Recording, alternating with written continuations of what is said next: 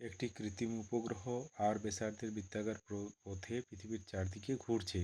যদি উপগ্রহটির আবর্তনকাল টি হয় তবে দেখাও যে T square varies with R cube. হ্যাঁ, এটা কিভাবে দেখাতে হবে তাহলে দেখে নেওয়া যাক। ফার্স্ট ছবি আঁকতে হবে।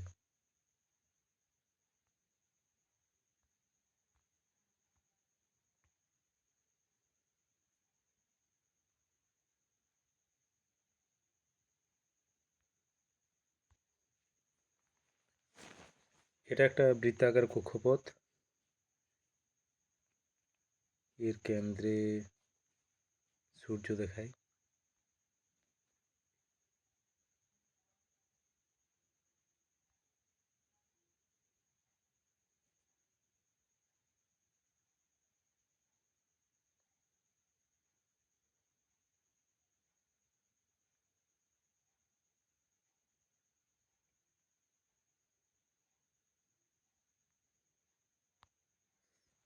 এবার এই সূর্যকে কেন্দ্র করে কোনো একটি গ্রহ বৃত্তাকার কক্ষপথে ঘুরছে।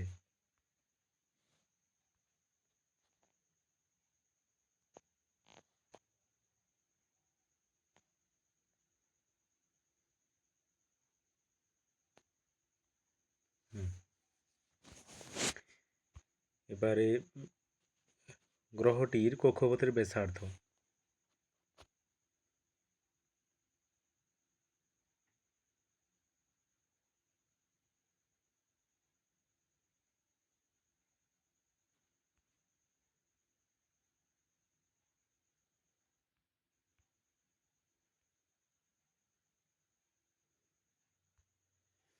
গ্রহটির কক্ষপথের ব্যাসার্ধ মনে করো আর।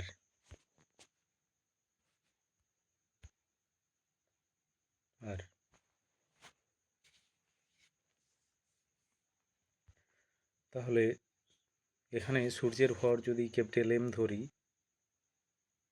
ক্যাপিটাল এম, গ্রহটির ভর যদি স্মল এম ধরি, তাহলে গ্রহটিকে সূর্য যে বল দ্বারা, যে মহাকর্ষ বল দ্বারা আকর্ষণ করছে তার রাশিমালাটা হবে F equal to capital G capital M small M by R square. এটা এবার গ্রহটির প্রদক্ষিণ বেগ আমি ধরে নিচ্ছি। গ্রহটা যে বেগে প্রদক্ষিণ করছে,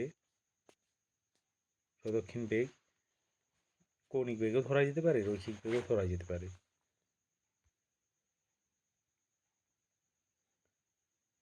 ধরে নিচ্ছি কৌণিক বেগের মানটা আমি ধরে নিচ্ছি।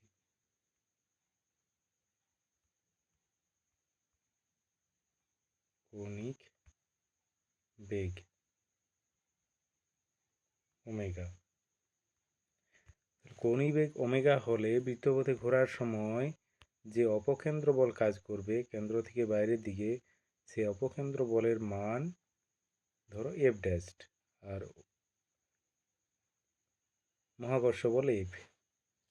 দুই বিপরীতমুখী বল নিশ্চয়ই সমান, না হলে গ্রহটা পৃথিবীর উপর এসে পড়তো, বা যদি অপকেন্দ্র বল বেশি হতো তাহলে গ্রহটা দূরের দিকে চলে যেত। দুই বিপরীতমুখী বল সমান। এখন এই অপকেন্দ্র বলের মানটা কত? এটা অ্যাকচুয়ালি অপকেন্দ্র বল, লিখে দিই।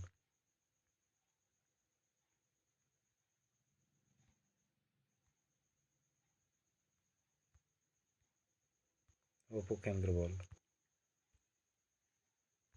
এর মানটা এফ ইকুয়াল টু হবে m omega square R F dash equal to. এখন এই দুটো বলের মান সমান, এই বল আর এই বল, তাহলে সমান করা যাক।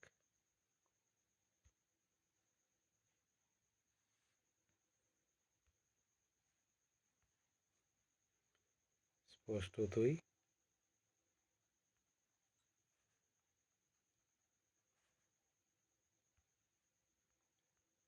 এফ ড্যাশ সমান এফ, অর্থাৎ অপকেন্দ্র বল এম ওমেগা স্কোয়ার আর সমান হবে capital G capital M small M by R square. এটা এখান থেকে ওমেগা স্কোয়ার সমান কি পাওয়া যাবে? ওমেগা স্কোয়ার সমান এম উভয় দিকে বাদ চলে যাবে, এম আর দিয়ে ভাগ হয়ে যাবে, capital G capital M by R cube.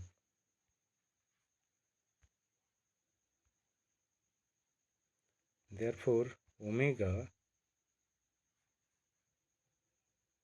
না এখন আমি ওমেগাকে 2π/t লিখতে পারি। কৌণিক বেগ ওমেগা সমান হয় 2π/t, ওটা বসাতে পারি।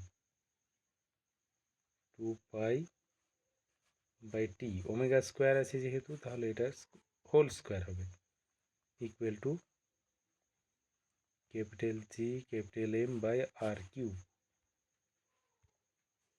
এখন বাম পক্ষটা যদি বর্গ করে দিই তাহলে হবে 4π² equal to capital G capital M by R cube. তাহলে অনুন্নক করি, t²/4π² equal to R cube by GM.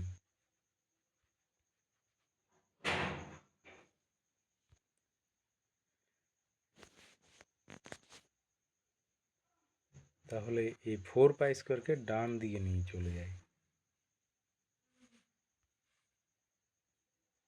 পাওয়া যাবে t² ইকুয়াল টু 4π² উপরে চলে যাবে by GM into r cube. এখন এই 4π²/জিএম এটা ধ্রুবক, কারণ 4 ধ্রুবক, পাই ধ্রুবক, জি ধ্রুবক, এম ধ্রুবক। তাহলে এই ব্র্যাকেটের ভিতরে যেটা দেখানো আছে এটা ধ্রুবক। এই ধ্রুবকটা তুলে দিলে ভেরিয়েশন চলে আসবে, ভেরিয়েশন চিহ্ন, t² ভ্যারাইজ উইথ আর কিউব। সুতরাং এটা প্রমাণ হয়ে গেল। তাহলে প্রথম থেকে কি করলাম একবার দেখে নাও। কোশ্চেনটা ছিল